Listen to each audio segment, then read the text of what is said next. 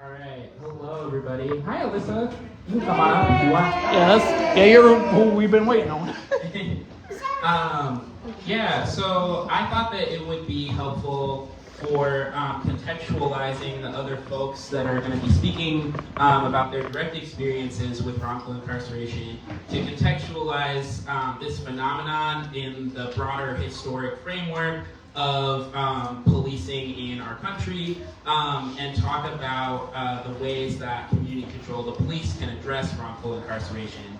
I'll try to keep it quick. I'm a historian by training, so it's going to be a lot of dates, but if you're interested in the slides afterwards, I'm happy to send you a copy, as well as any of my sources that I used. So let's get into it. So to start with, we have a brief history of policing in America. As many of us probably know, North American policing has its roots in the slave patrols responsible for capturing escaped slaves and forcibly returning them to plantations. And one of the main reasons that Black people sought self-determinative power was to protect themselves from the increasing power afforded to slave patrols and their gradual but dangerous formalization. For context, policing in colonial America had been very informal, based on a for-profit, privately funded system that employed people part-time. Towns also commonly relied on a night watch in which volunteers signed up for a certain day and time, mostly to look out for fellow colonists engaging in prostitution or gambling. This system wasn't very efficient, because the watchmen often slept and drank while on duty, and there were people who were put on watch duty as a form of punishment and were not motivated to do a good job. So largely this system was a failure for the entire time that it was implemented. But with the creation of the transatlantic slave trade, the business of patrolling became suddenly much more lucrative as plantation owners were willing to pay large sums to recoup what they saw as lost investments when slaves ran away. Dr. Gary Porter, who's a pretty well-known crime historian in America, states slave patrols had three primary functions. One, to chase down, apprehend, and return to their owners runaway slaves. Two, to provide a form of organized terror to deter slave revolts. And three, to maintain a form of discipline for slave workers who were subjected to summary justice outside of the law if they violated any plantation rules. This monetary value and the number of times a slave had been captured by the slave patrol was tracked and contributed to their value within the system of chattel slavery. That brings us to the first publicly funded organized police force with officers on duty full-time, which was created in Boston in 1838. And this was because Boston was a large hub for trade and commerce in America, and they found it necessary to protect private property in that town as it developed. And so we know that the very origin of police in our country is to keep Black people specifically enslaved and or controlled to protect property. So this is a slide depicting a racist political cartoon about the Freedmen's Bureau, which basically helps enslaved people transition into society. And here you can see that they are painting the Freedmen's Bureau as essentially just letting Black people run rampant in white communities, and like this is dangerous. And this was one of the political ways that politicians specifically garnered support for early police forces. And you can see pictures of both a slave patrol and a early police force in San Francisco. That's called the Chinatown Squad, which were notoriously brutal in 1905. But during the Civil War, the military became the primary form of law enforcement in the South, but during Reconstruction, many local sheriffs functioned in a way analogous or similar to the earlier slave patrols, enforcing segregation and the disenfranchisement of freed slaves. Following the Civil War, hundreds of thousands of former enslaved Black people and Union soldiers wandered in search of work, much to the dismay of white communities and legislators. Fearful of the threat of Black integration, the General Assembly created the Vagrancy Law of 1866, which criminalized joblessness and homelessness created by the state. Yep. When a so-called vagrant was caught, they were sentenced to hard unpaid labor for up to 3 months, with additional terms of forced labor if the person was recaptured. Though the law was worded generally, its primary targets were African Americans, and this law would lay the foundation for the black codes in the mid-1900s. In the late 19th century, fears of labor union organizers and large waves of Catholic, Irish, Italian, German, and Eastern European immigrants who looked and acted differently from the people who had dominated cities before drove the call for the preservation of law and order. The first publicly funded organized police force, as I said, was in Boston, and at the same time, formal political power was being consolidated in major cities, so police captains and sergeants for each precinct were often picked by the local political party ward leader, who often owned taverns or ran street gangs that intimidated voters. They then were able to use police to harass opponents of that particular political party or provide payoffs for officers to turn a blind eye to allow illegal drinking, gambling, and prostitution to serve their interests. I hope that some of this is sounding familiar. So you have police working on behalf of the political party, specifically the one with the most power. And in the 1930s, problems enforcing prohibition led President Hoover to professionalize the police force, making it more of a formal career than the glorified state-sanctioned gangs of the 1800s. This did little to actually change the function of police structurally, and it's not until the social and political upheaval of the civil rights era in the 60s that the authority of police is challenged on a broad scale. Segregationists really began to worry that there was no way that they were going to fight this tide of resistance to segregation, and so they began labeling and legislating people who were engaged in civil disobedience and protests as criminals and lawbreakers. And those who violated segregation laws were painted as engaging in reckless behavior that threatens the social order. And this is a photo of the National Guard on a corner in a Detroit, during the infamous Detroit riots. And you can kind of see that this is a continuation of the social control that is legislated for police to exercise on the general population. However, these tactics only increased agitation in Black and brown communities, and by the end of the 1960s, groups like the Black Panthers, the Young Lords, and masses of disenfranchised Black and brown youth were exploding across the U.S. And at the same time, President Nixon's rather ironic tough on crime campaign, given his activities, particularly the institution of the war on drugs, led to an almost 600% increase in incarceration rates from 1970 to 2000.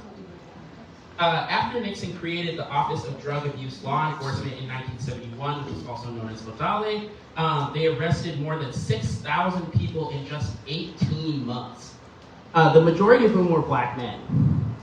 Despite the fact that the majority of drug users and dealers were and have always been white, the stereotype of the Black drug dealer proliferated in the media and led to the wrongful convictions of thousands. By the 1980s, the war on drugs was in full swing as hysteria over the prevalence of psychedelics and high-profile murders, such as those perpetrated by the Manson family, fueled reactionary sentiments in conservative parts of the U.S. In reality, crime was actually decreasing, and less than 3% of the population believed drugs were a serious national concern. But despite this, President Reagan took up Nixon's mantle and truly began the crackdown on drug possession and nonviolent drug-related offenses.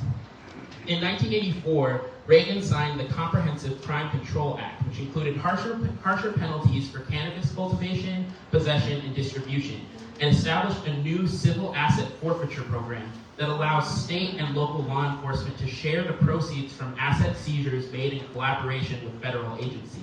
Under this controversial program, up to 80% of seizure proceeds can go to local law enforcement, and most of it does, expanding their budget.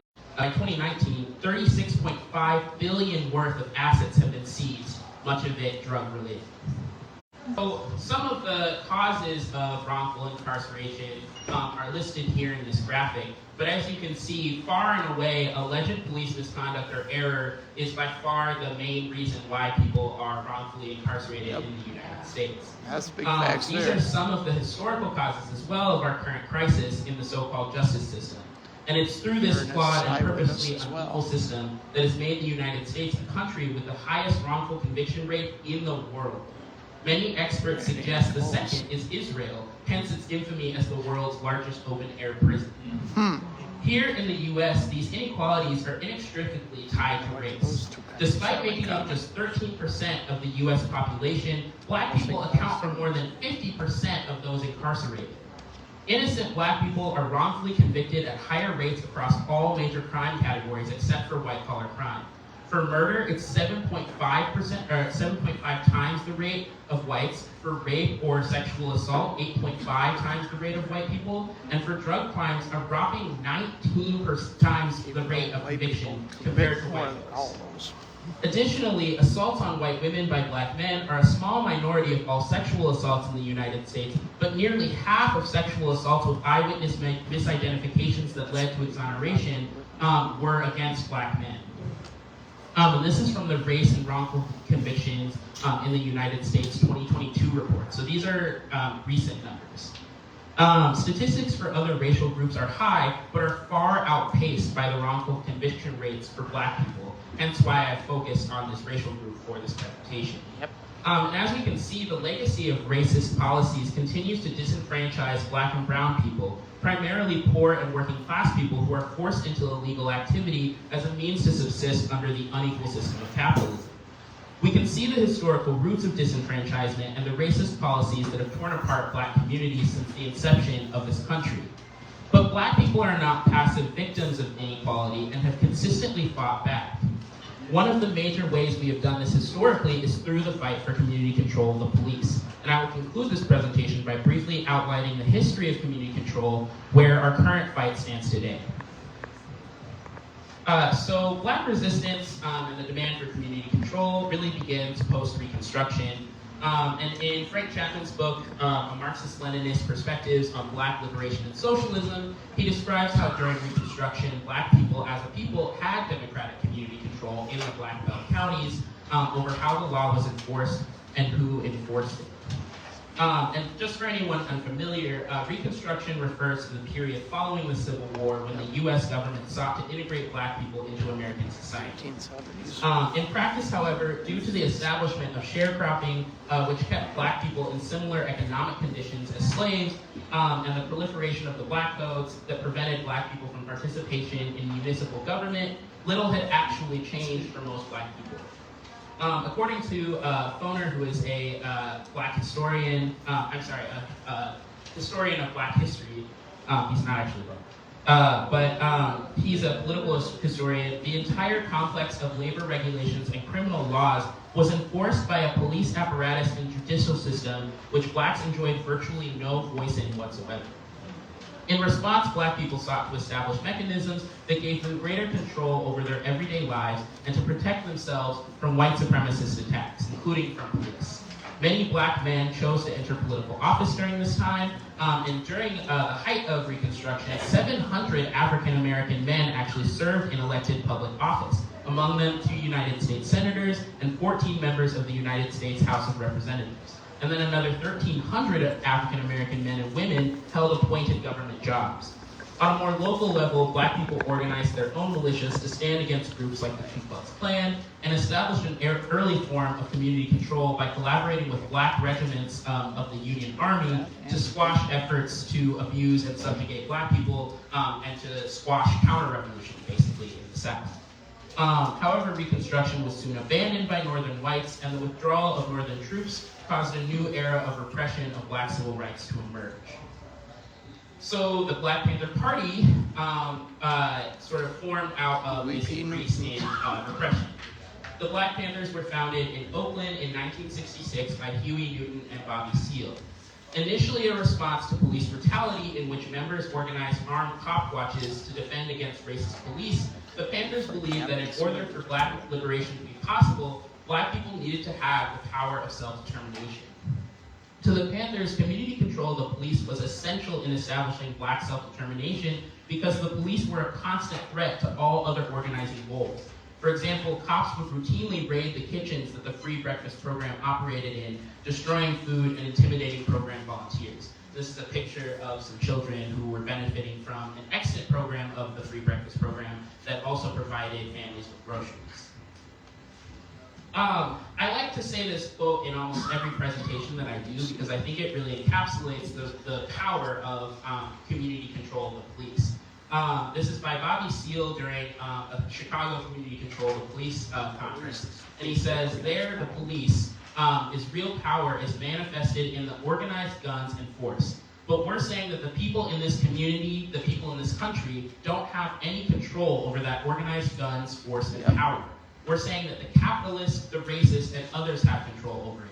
And we're saying that we want to change it, that we want to revolutionize it and turn it over into the hands of the people for a new process to occur. We're saying we want community control. And in the spirit of this quote from Bobby Seale, the national fight for community control was waged by a multiracial coalition. In Chicago, this included the Black Panther Party, the Alliance to End Repression, the NAACP, the League of Black Women, the Chicago Peace Council, the Midwest Latino Conference, and the American Indian Movement. These groups saw community control of the police as a first step in creating community control in all aspects of municipal life, including education, recreation, and medical care, which Seale says explicitly later in this same speech. Further, as illustrated by this quote, community control is not as an alternative to abolition or defunding, but a requirement for those processes to occur. Dismantling an institution that upholds the foundations of capitalism is not possible unless the people control that process and are empowered to make decisions about policing in their neighborhoods. As Pan-African Community Action puts it, the fight for community control over police has the potential to remove us from the indignity of having to manage the public relations aspect of colonial occupation. A community-controlled police board holds the potential to not only shift power into the hands of the Black community, but to transform the very definition of power. Once we are able to secure community control of police and ensure that entire communities are empowered to exercise such control, we will be free to reimagine and re-envision the very nature of policing itself. And that vision requires permanent control over the police by civilians instead of cops or politicians invested in maintaining the current system. So a little bit about the first petition for community control. This is a piece of Black Panther propaganda, propaganda used in the positive sense, that they were distributing to people in their neighborhoods to agitate around community control. And their 1970 petition called for establishing a community board with hiring, firing, and policy setting powers. It required the cops to live in the community where they worked, and it split up the department into 3 separate departments in order to meet the needs of 3 very different precincts served by the department. Chicago and Minneapolis' legislation follows a similar model to the original petition. Minneapolis' charter amendment, for example, establishes a 13-member democratically elected commission that seeks to replace all other oversight bodies to give each ward control over the precincts that lie within their bounds. In addition to hiring and firing power over MPD, the CPAC would appoint the chief of police, adopt policies for the police department, review existing policies, procedures, and special orders, and open existing policies for public comment. They would also serve as a board to hear, review, and sign off on all disciplinary actions, and they would refer cases for prosecution when necessary, not when the police chief decides they should. And so, like, in conclusion, yeah, this is a really cute picture of us petitioning. So in conclusion, like, we in TCC4J really believe that community control is a means of creating self-determinative power for Black people in Minneapolis and beyond. And that the Panthers provided us a blueprint for accomplishing this and advocating around it in our communities. And so to me, community control is not just a Band-Aid solution. It's not just something that will temporarily stop police from brutalizing our communities, but it's something that can permanently change the power relationship between the community and the cops and put the power in our hands instead of theirs. So hopefully I didn't talk too fast, but that is kind of the end of my initial presentation. From here we'll get into the actual panel, but thank you for your attention.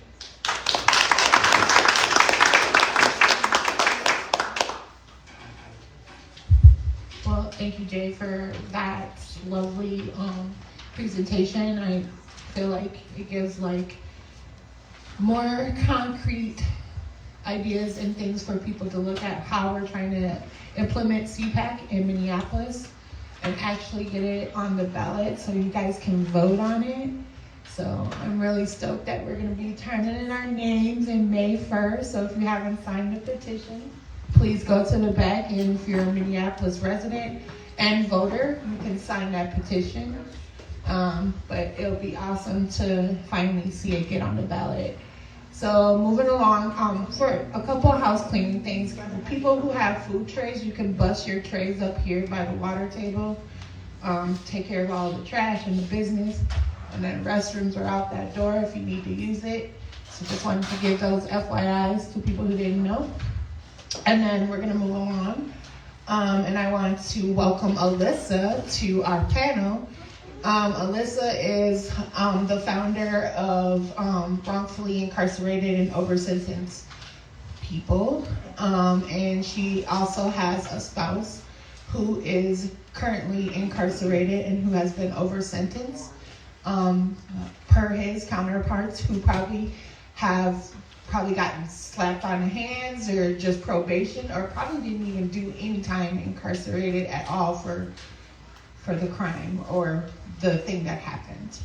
And so she has a recording that she's going to play of Cornelius, her husband, who is AKA Corn, and he's going to do a little speech from behind the walls. We tried to get him on video, but they shut that down. Oh, we go back. We told the president, shut it down. That's right, Trayvon.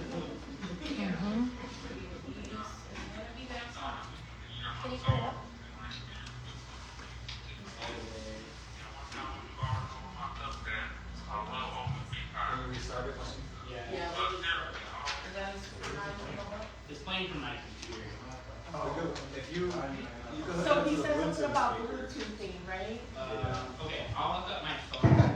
I was gonna say my phone doesn't work around too. Oh, yeah. Okay, go ahead. Sorry.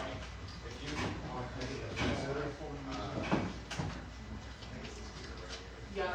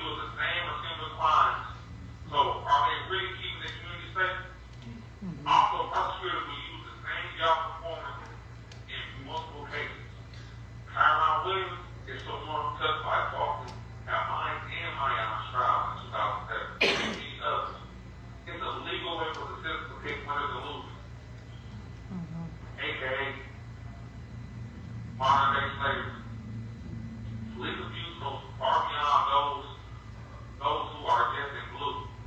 It's over the detectives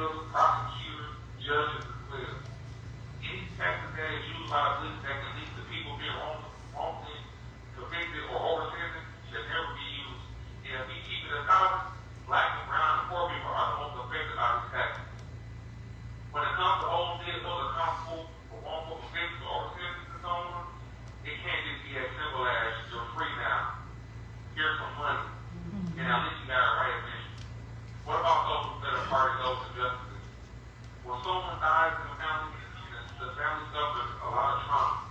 You want to believe that police are going to get a justice, but when the police are allowed to conceal evidence, get to rely on their own, use threats and persuasion, is the family or the victim really getting justice? Or the system creating more victims when this happens?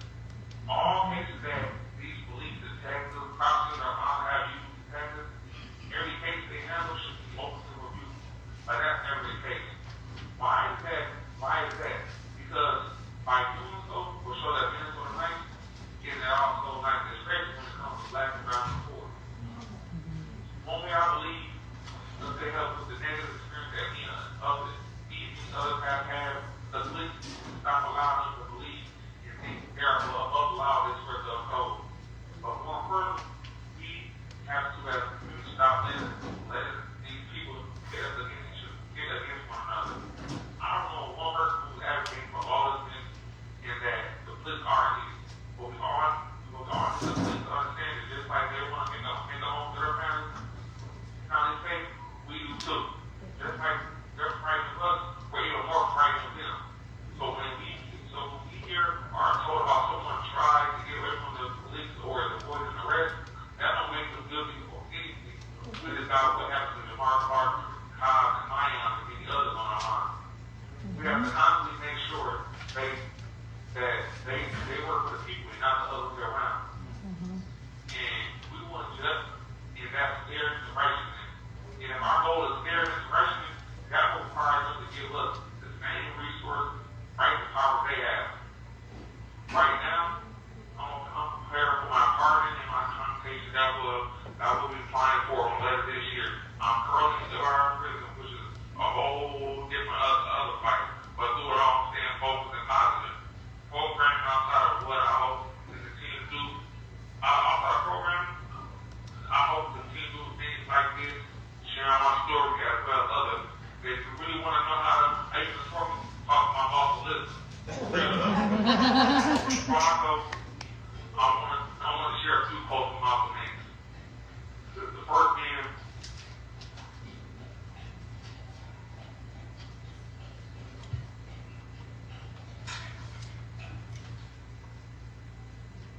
the picture is the most powerful entity on earth. That has the power to make the innocent look guilty and a guilty look innocent.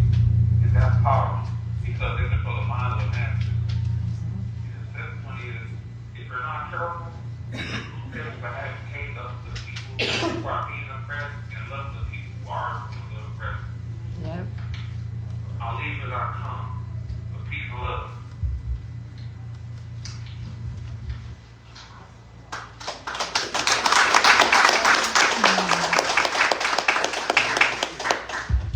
Alyssa, please let Cornelius know that we really appreciate him giving that speech and that talk, and it was awesome. And justice for Corn. Can we all say that? Yeah. Justice for who? Corn. Justice for who? Corn. Record. And with that, we'll have Alyssa with the wrongfully incarcerated to speak briefly about the work they're doing with families.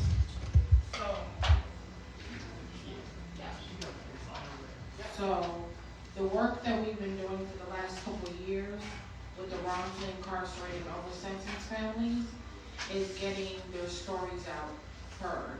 If you follow our social media platform, we post weekly on people from the inside who they send their stories to me, and I post their information online and how you can help them and reach out to them.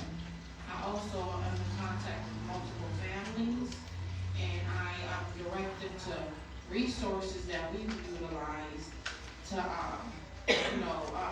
as far as lawyers, aid with transportation to go see their loved ones, whatever we can do to help them. I was recently a part of the campaign who got free phone calls for the Minnesota DOC.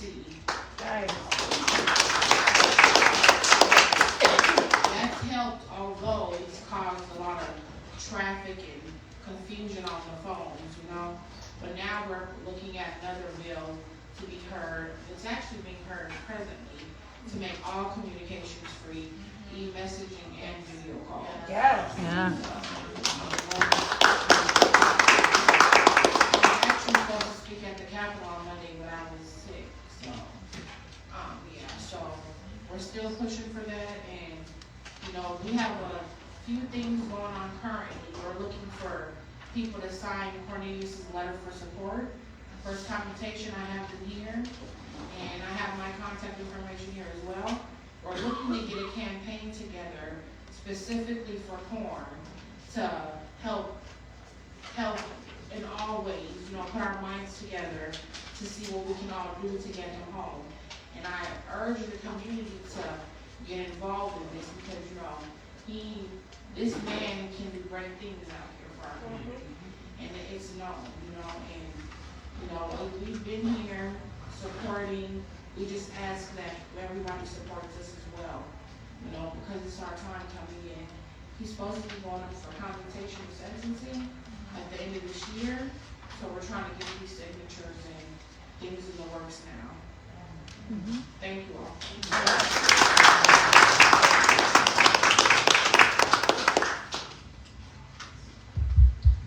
All right, so many of you might know the next speaker is Mr. Myron Burrell, who was sentenced to a life in prison as a teenager and had his sentence commuted in 2020 after new evidence and serious flaws in the police investigation were found. I don't know where y'all were at, but when this brother was released, I was outside the prison waiting for his departure and to cheer him on. Yeah. And taking video and welcome him back into the community. And I would just like to welcome you to the panel and thank you so much for being here and speaking about your As you said, my name is Myron Burrell. I was falsely in prison from the age of 16 to almost 35 for a criminal conviction. So a lot of this work in his song is close to home. I'll take it real personal.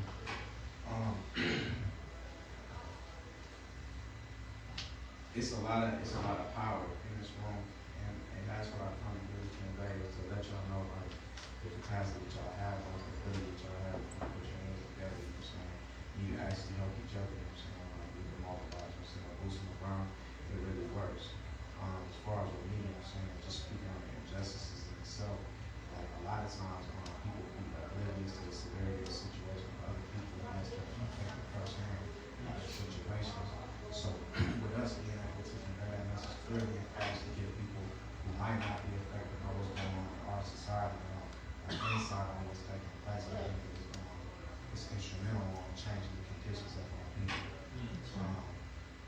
As far as the false imprisonment, I believe, I mean, because it's my own personal experience, I'm not even biased, but I believe that's one of the worst things that can happen to a person.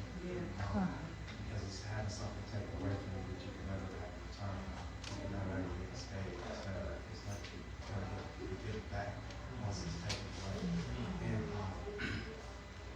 the trauma that comes along with it, you know what I mean? Like even when you become invested in life, expecting things to be taken care of, taken from you, or like recover the things that you do have. Like you hold on to them, you fear, you know what I'm saying, the deprivation of having those things stolen. And I think that even that image is cast on to our society, to our community afterwards. Like when you can paint that picture for somebody to show that, okay, we, the power to be, have the power to be able to steal your youth or steal your men, women, and children away from you. Nobody can do anything to change it. Nobody can do anything to help. So even understanding that, I think that it should be even more of a motivation for us to change those conditions because they've been long lasting. They've been from very conception of this country. Like we just heard statistically that he was reading all this history about where this stuff come from. This is stuff that's common knowledge. Like people go and research it themselves, but you still see the backlash of it. You still see the urban slavery, the modern day slavery right now. You still see these plantations that are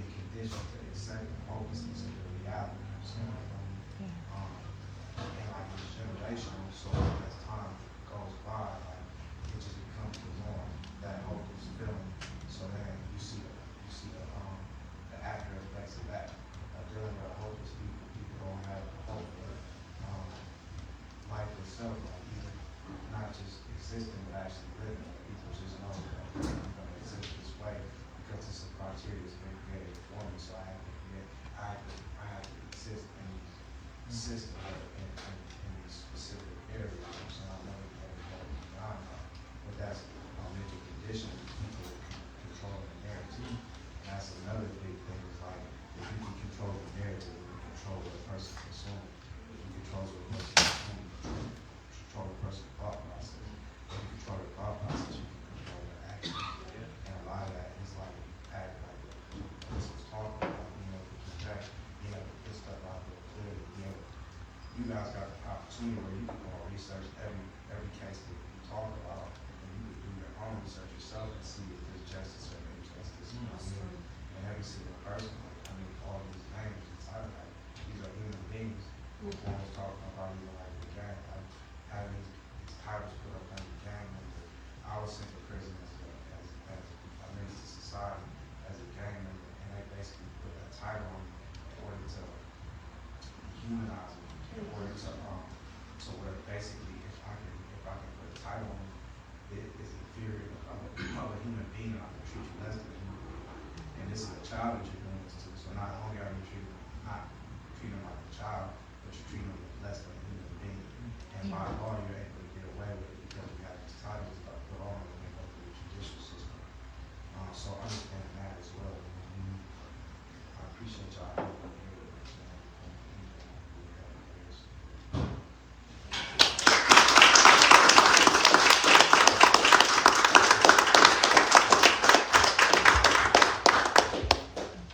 Thank you for that, Myron.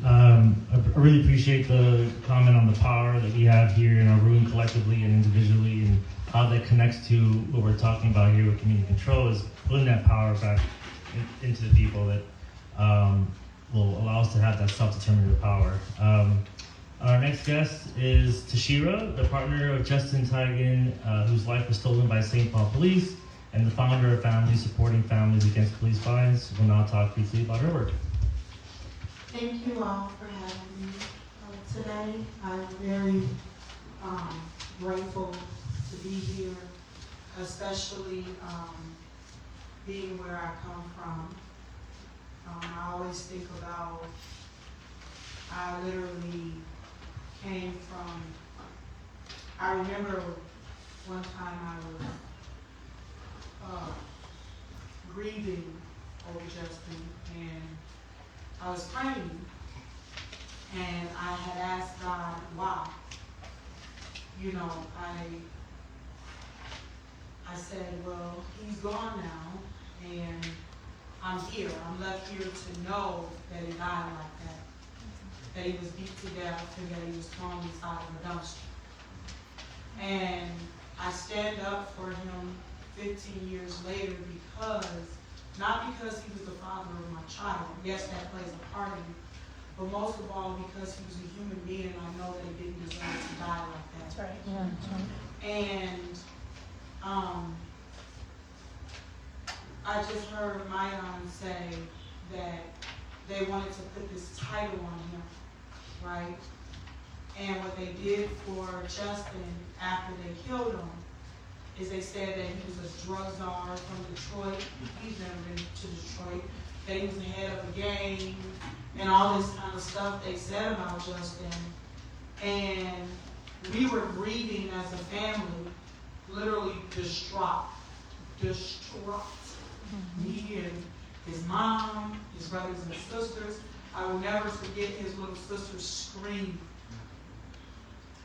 when we told his little brothers and sisters how he was found. And it was like pain on top of pain, because here we are grieving, knowing that he was found in this dumpster after being pulled over by the St. Paul Police. These were the last people he had contact with before. And I, on purpose, describe the way that he was found, because like Emmett Till's mother, people had to see.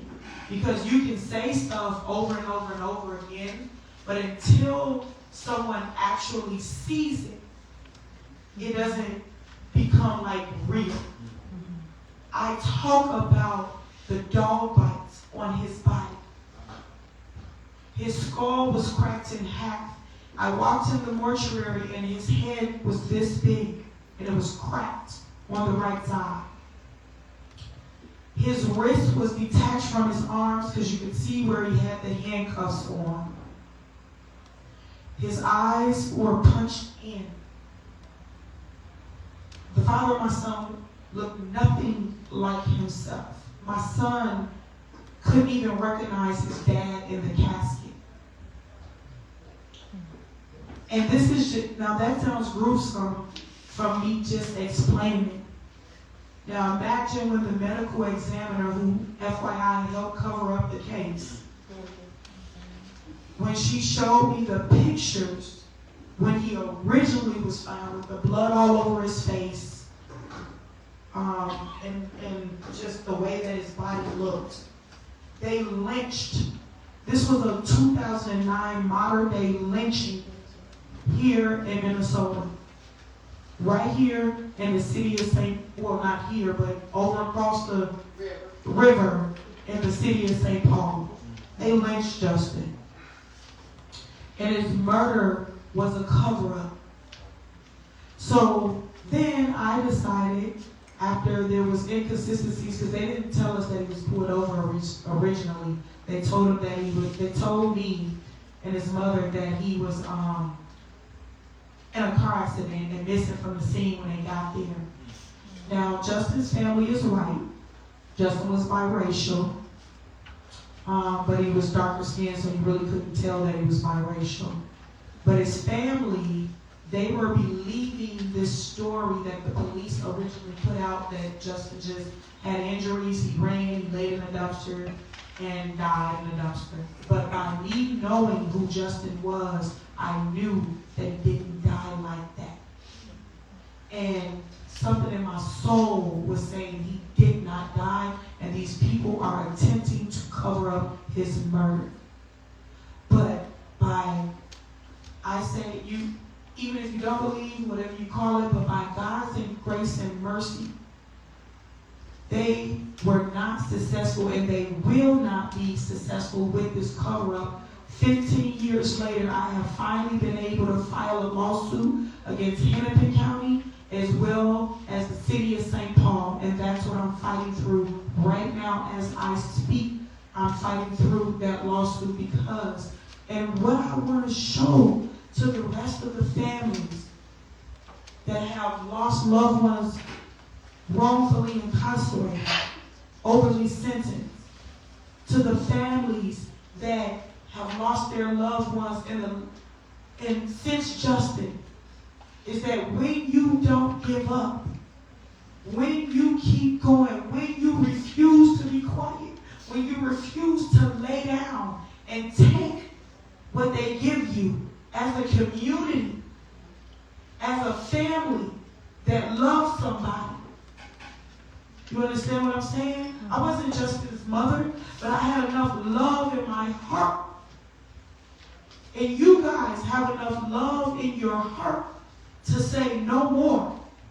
No more stealing our black men out of the community and wrongfully convicting them, wrongfully lynching them in the streets, wrongfully over-sentencing something they would give a white boy a slap on the wrist for, but they want to give a black guy 20, 30 years for selling a bag of weed when everybody smoked weed. Let's just keep it real. So this is my thing, is that I'm serious about my fight.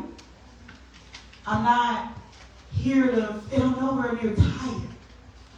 And the work that I do now is helping families through what I've endured for almost 16 years now. Because my goal for starting supporting families against police violence, was for me to be the support that I didn't have when Justin was stolen away from me and my son, because there wasn't a Black Lives Matter, there wasn't a movement. You understand what I'm saying? There was nothing. I was literally fighting against one of the deadliest police departments in the United States and the deadliest in this state by myself. And so now, for 4 years, I've been doing support group meetings every single week with the families. providing financial support through the little donations, being able to help with funeral costs, all kinds of stuff. And again, it was to be the emotional, moral, financial, all that support that I didn't have when Justin was stolen from me and my son. Thank you.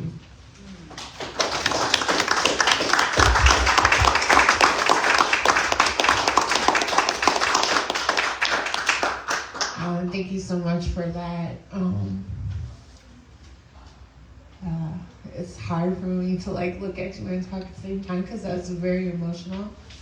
Remember when I first met you and you showed me those documents and I kind of pushed them back to you because I was like, I don't, like, it was real to see his body mutilated and destroyed by a force that's supposed to so-called protect and serve us.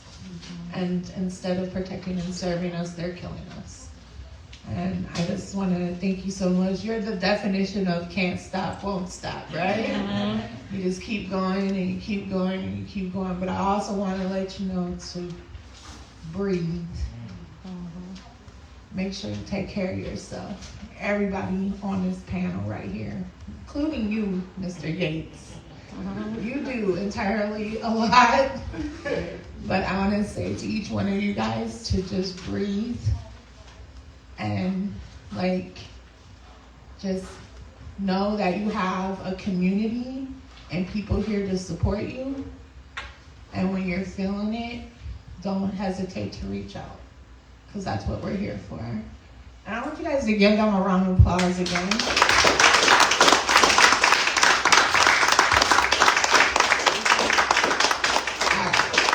So we're gonna like have like a little bit of like a discussion, and we're gonna ask the panelists some questions. And the first question is, when it comes to wrongfully incarceration and policing, what are some of the ways you've seen families and loved ones impacted socially and economically? And in what ways? Well, for families, for sure.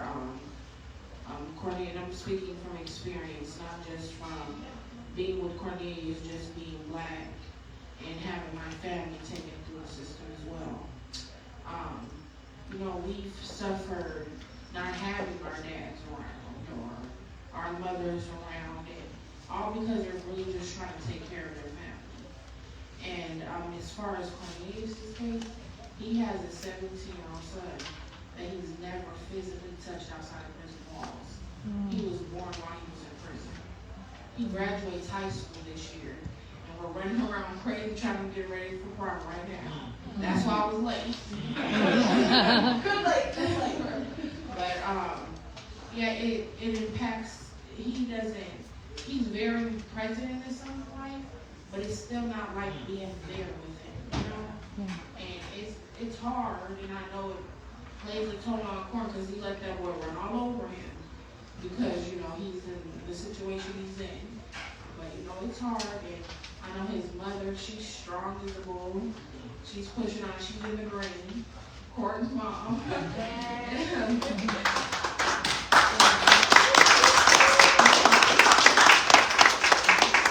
She's pushing on, and it weighs on the family, for sure.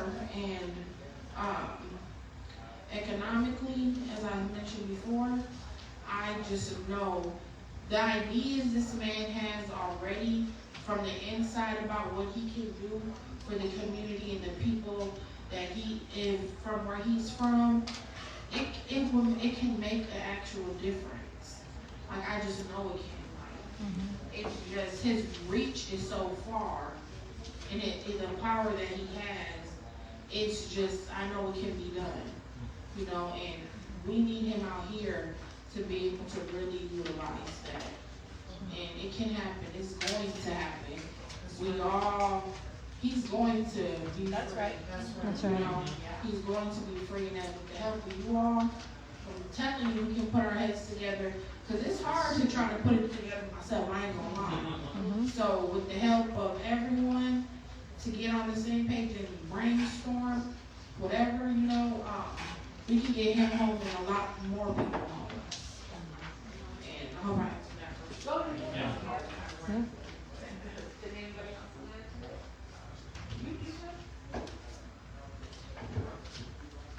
I think,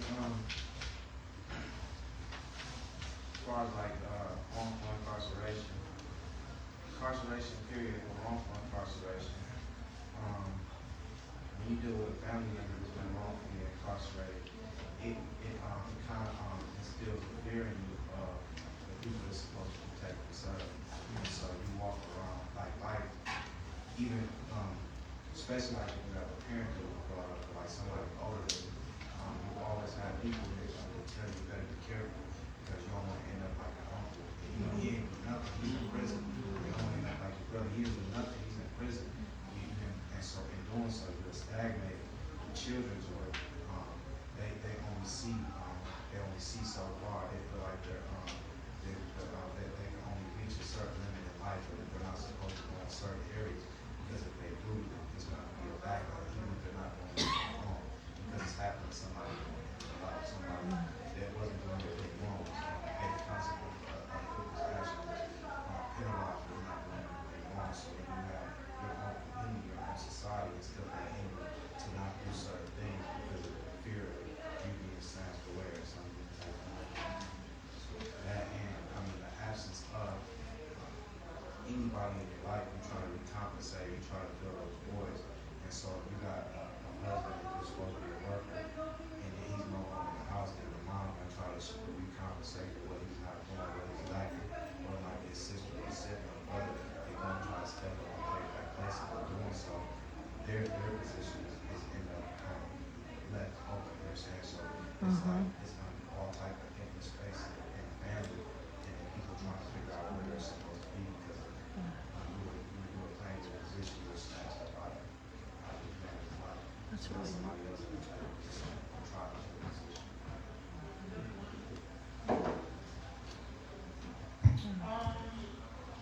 I have seen, well, I can speak for my own family, and I can speak for the other families. Oh man, with families that have lost loved ones at the hands of the police, I mean, I see brothers breaking down, non-stop, emotionally and mentally distraught. I've seen families literally, even my own family, even Justin's family. I mean, when someone is murdered like that and killed like that, it can.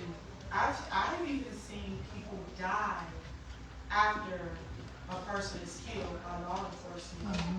For an example, Kay Smith, who before she died, so there's our families, and then there's like a smaller group of us where we're like the significant others.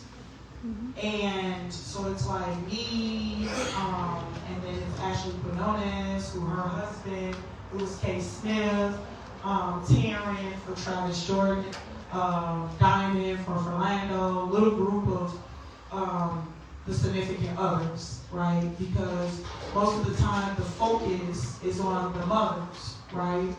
And so, but there's a little small group of us that are actually significant others fighting for our loved ones. And when Kay died, I remember Taryn, who was Travis Jordan's significant other, called me and she said to Shira, she said, that could have been either one of us. Because it takes such a toll on you when you see somebody die like that. I'm going to be all the way 100 and transparent with you guys. When they took Justin's life, I wanted to die. I did. Especially what they do to us afterwards, what they do to our families. They taunt our families. I was stalked. They sat outside my house. They followed me. Same thing they did in many of our cases. They did that with Kate, the lady who ended up killing herself. Or I take that back. She passed away, and she was saying, I don't want to live anymore after her husband died. And that happened to Justin's little brother and sister, my son's father. After Justin died, his sister would cry all the time about the police taking her brother. She took some pills and she never woke up. And then the brother repeated it. So Justin's mother has 3 dead children at this point. So this is real. The effects, it's a domino effect. It isn't just, oh, they took our loved one and everybody just moves on and has hunky-dory life after that. It's a ripple effect through the family and the toll. It's a financial toll that it takes. I mean, because she had to end up burying 3 kids after that. I've seen families go homeless after their loved one is killed, all of that. So it's all kinds of ripple effects that happen after someone's life is stolen at the hands of law enforcement. The only thing I want to add to that really quickly is that the whole point of the carceral system and the whole point of police brutality is about social control.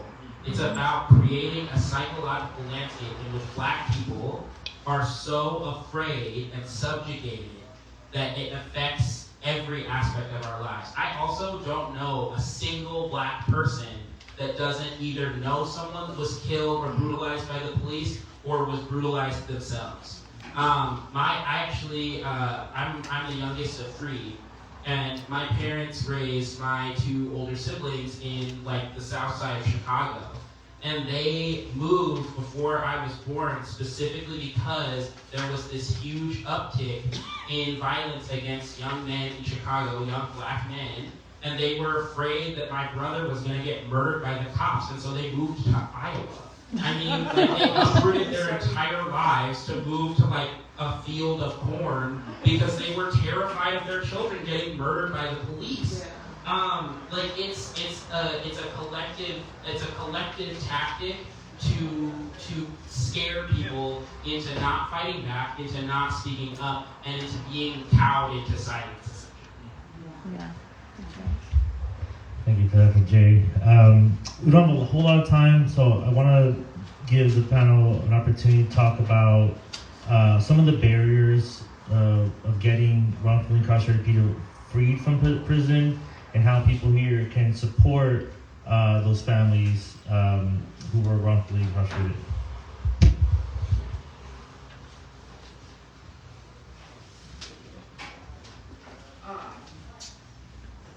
What I've mentioned several times already is just getting in tune and in focus with people who are doing the work or know people who are incarcerated, getting them connected, and then when these bills are going around to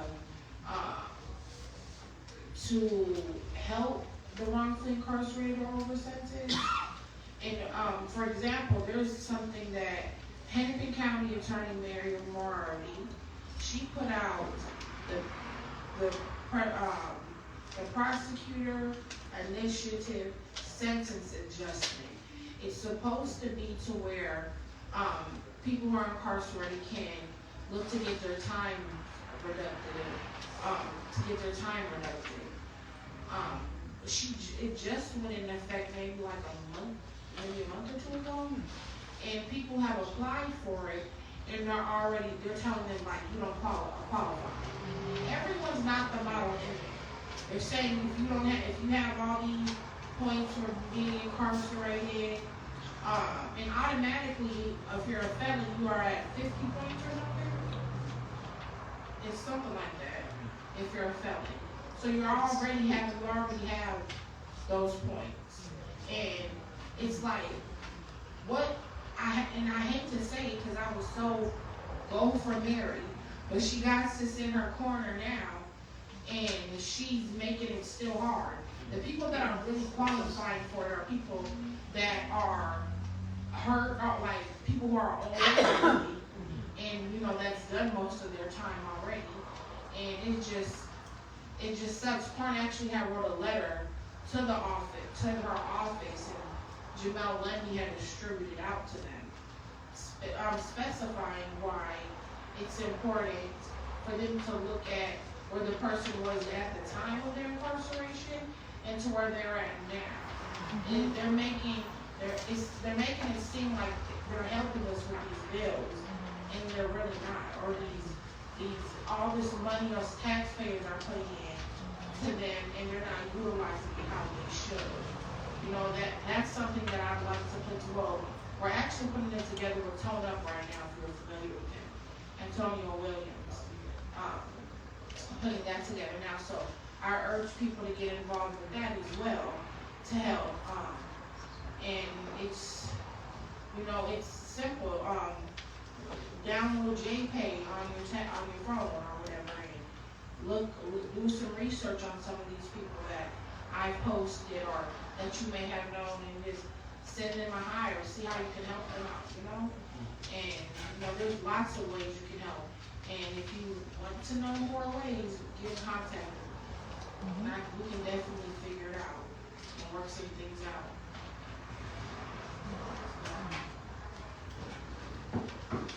Yeah, I would say for community control of the police, the main barrier that we face is the city. The city does not want something like community control to exist, because part of what the CPAC would be in charge of doing is doing lookbacks on their officer statistics and doing lookbacks on their behavior, the behavior of their trainers, the way that department money has been mismanaged, the amount of money that has been spent on military-grade weapons that are being used on a civilian population. I mean, this is all things that they do not want to be different, because their aim is to maintain control over the people that live here. And so we are anticipating huge pushback from the city. Legally, I'm sure the Police Federation will try to cow and intimidate us. You know, I think too that like the complacency of white folks in Minneapolis is a huge barrier as well. Many white people here simply do not care about how many black people have been killed in their own backyard for decades. And to me, you know, there are a lot of initiatives that have been put out in the past that are more about changing how people feel about the police instead of changing our relationship to the police. I don't care if a cop sees me as a human, honestly. I really don't. What I care about is his literal and material ability to kill me with impunity and then get away with it and keep his job. Yeah. It does not matter to me if any of these cops change their behavior or become better people or whatever the hell the city thinks will happen if they pour more money into training hours. By the way, a lot of the training that Minneapolis police have received is directly from the IOF, which is currently committing a genocide an ocean away from us. What's the IOF? I said the IOF. What is the IOF? Oh, what is the IOF? I thought you were like, don't call them the IDF. But yeah, so the IOF is the Israeli Defense Forces, and they call themselves the Israeli Defense Forces, but everybody knows they're not defending anything, other than, you know, white supremacy. But so the IOF and police forces in the U.S. have a very formal relationship where they exchange tactics, sometimes surveillance equipment, and military-grade weaponry. Bob Kroll famously, after actually taking a trip to Israel to do training and live demonstration, is what they call it, of watching Palestinians be brutalized in the field. After Bob Kroll attended this, he described it as life-changing. That it was something that renewed his passion to be a police officer, because that brutality was so inspiring to him. This was a man who was in charge of the Minneapolis Police Department. And so, like, it can't be overstated the amount of corruption and the amount of lack of oversight, really, that both MPD and St. Paul have. The mechanisms that we have in place are run by cops. They are staffed by cops. And so these are not mechanisms that are ever going to be retooled into tools for justice for the people. We have to take over this process, and we have to be the ones to say, yeah, if we have to fire every cop on the force, we'll do that. If every single person in MPD loses their job, if every person in the OPCR loses their job, I do not care. They can all find something else to do. But they cannot be in charge of the process of accountability. What's that?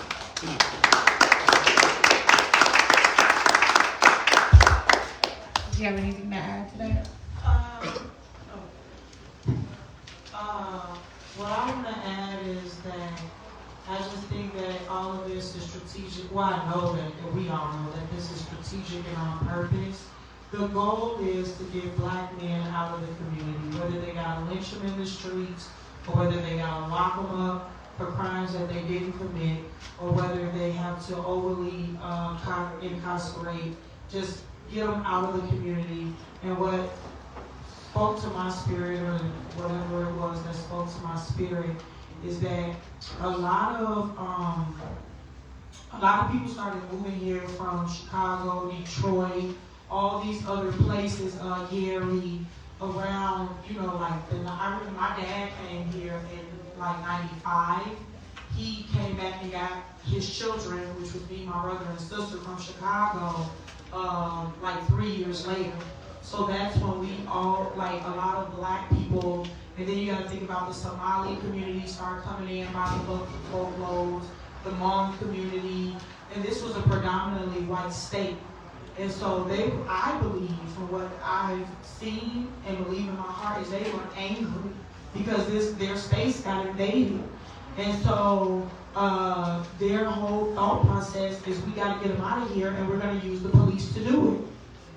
And what I believe in my heart is that this is all stolen lives. Whether you're wrongfully incarcerated, whether you were lynched on the street, or whether you were overly incarcerated, this is a stolen life, because if you are taken away from your family and taken out of the community and put into a prison, your life was stolen too.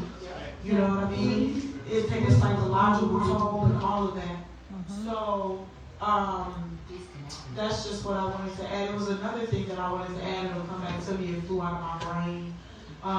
Just because I've been having so much inside of me that I want to just let out my thoughts about this stuff. But it's strategic, it's on purpose, and the only way to do this, to fight up against it, is to continue to educate the community. Because you know how many people, like you said, people are in their kind of la-la land, and we live in a world where if it doesn't happen to you, it's easy to be in la-la land.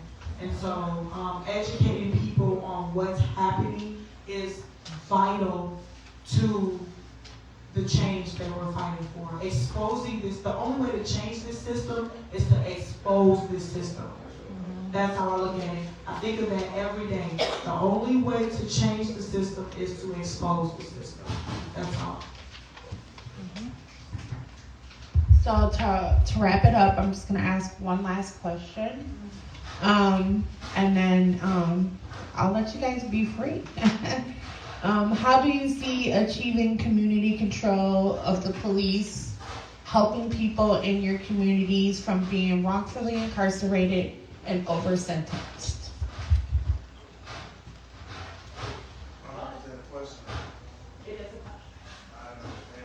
You want me to ask again?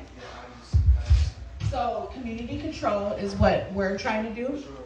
And I want to know how you would see community control helping people in communities from being wrongfully incarcerated or over sentenced. How would CPAC help that?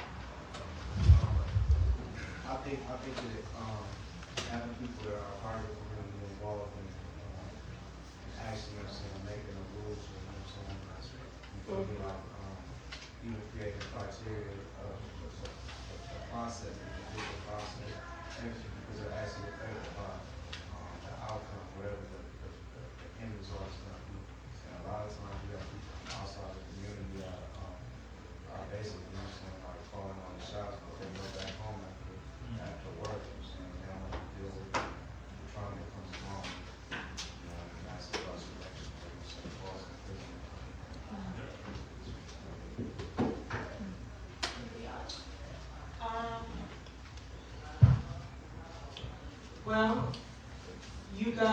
are fighting to have the control so that they don't have the control. Them having the control is why we're in the predicament we're in right now.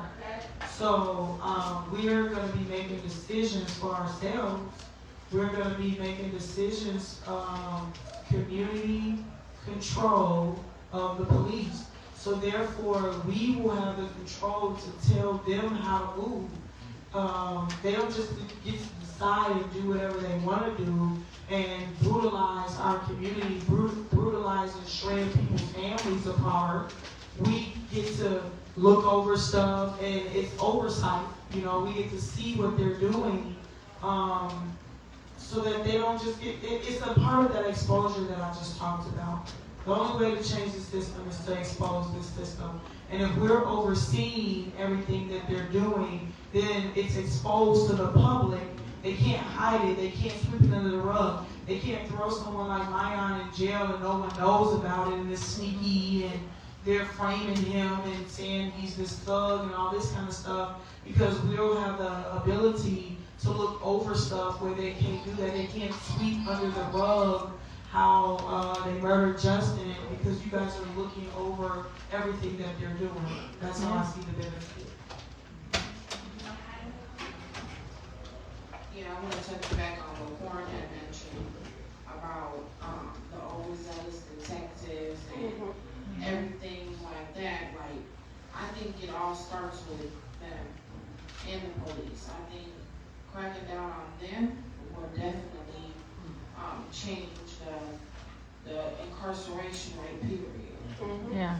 And we're here to support CPAC as well, so yeah, whatever we can do. Thank you guys for having me here. Yeah, of course. So I'm gonna let Jay get the last word here, but I just wanted to thank everybody for coming and listening to our panel. Let's give it up for them again.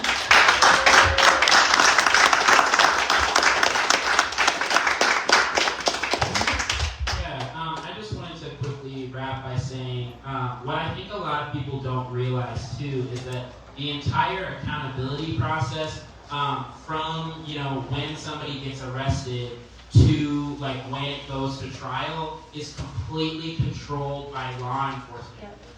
It is 100% staffed by people that are either current or former law enforcement. And so they have a vested interest in no officer ever being held accountable for any of these crimes.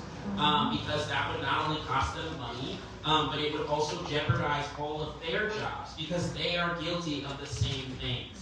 And so, to me, the real power of community control is that it gives us the chance to decide who is in charge of these processes. That we actually get to elect people that have to prove to us that they have the qualifications to do this job properly, that they have experience being wrongfully incarcerated, that they have experienced police brutality or have worked against police brutality in their community. These are the people that should be driving the process of changing policing in our country. And it should not be in the hands of people that are appointed by a mayor who has demonstrated that he does not give a single flying kick about what happens to black people in his city. He does not care. And so I really believe that we can end police brutality by wresting control and power away from our city and state apparatus. And so that's why I believe in community control. I want somebody like Tashira who's making decisions about police. I want people like Mayan who have actually experienced the system to be dictating to the city how they need to change their behavior. And so, if that's something that you want, I really strongly encourage you to sign our petition if you're a Minneapolis resident. Anybody who is registered to vote in Minneapolis can sign. We have the petition at the back here, and if you have any questions about the legislation, please talk to one of us. Everybody in the room that's wearing CPAC shirts is incredibly knowledgeable. You can ask me questions, but I really think that it's critical to the public safety of all of us to get this implemented yesterday, quite frankly. And we're so close to be able to get this on the ballot for the residents of Minneapolis to vote. So I really appreciate everybody coming to this event to learn more about CPAC. And yeah, all power to the people. Linda, I think you wanted to say something, right, Jess? Yeah, I just want to quick announce a few things. One, Alyssa, if you think Corn will be happy to hear from us, we should share the information on our Facebook, our socials, about how folks could send him a message. Do you think he would want that? Okay. So we'll share that and other information you have about how we can support Corn and other families that you're working with. I actually have the letters here too if anybody want to take them home. Sweet, yeah, let's make sure we do that. For my own, I don't know if you have any projects kicking right now that you want support for, but you should say so if you do, and we want to share those. I know Tashira, we haven't set a date, but we're talking about doing a march for Justin and some of the other families sometime coming up soon. So we'll definitely share that when it comes up, watch for it. And the last thing is, Jay just said we're about to get this on the ballot. You're all welcome to join us at City Hall, but across the street, because City Hall is under construction. May 1st and 11 is when we're going to be filing our petition. And of course, you can volunteer to help us with the effort too, but that'll be like a rally press conference, victory moment. So come on down. That's it. Monday, Tuesday, Wednesday. Thank you, everybody, for coming. And I really enjoyed this topic and enjoyed our panel. And let's just give it up one more time. Thank you again for the panel. Really support you guys.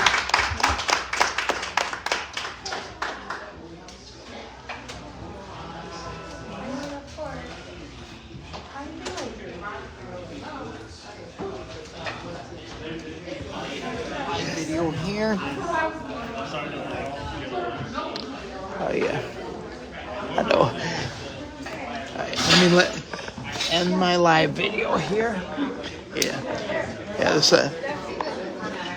As you just seen, that was community control of the police forum and panel here.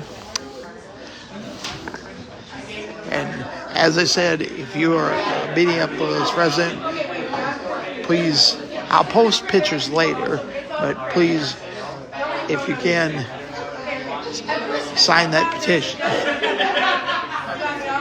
I'll see if I can get a link up there for you. That's only the people who live here in Minneapolis, of course, me included.